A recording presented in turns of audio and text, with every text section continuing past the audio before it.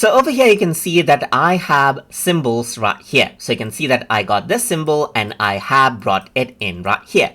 So the symbols by default are linked, meaning if I were to double click and then let's say for example make some change right here, you can see that all the symbols right here gets changed out accordingly. But if you want to detach one particular symbol, let's say for example because you want to make it different, then you can select that symbol and over here on the symbols menu.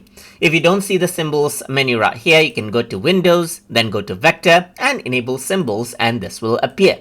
So now you can go around over here and detach it, and then what happens is that this becomes separate. So now I can go around over here and let's say for example change this out, and you can see that the rest of the symbols stay as it is.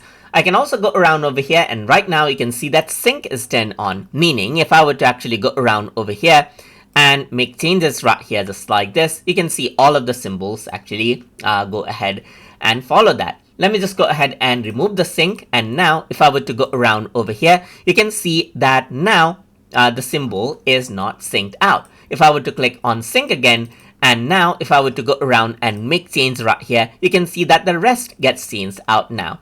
So if you were to unlock sync, then whenever you select out a symbol and make changes to it, then it is automatically detached. But if everything is in sync and you want to detach one, you can simply go ahead and click on detach right here. So that is how you can go ahead and detach and sync out symbols inside of Affinity. So I hope you guys learned something as always. And as always, please like, comment, share, and subscribe.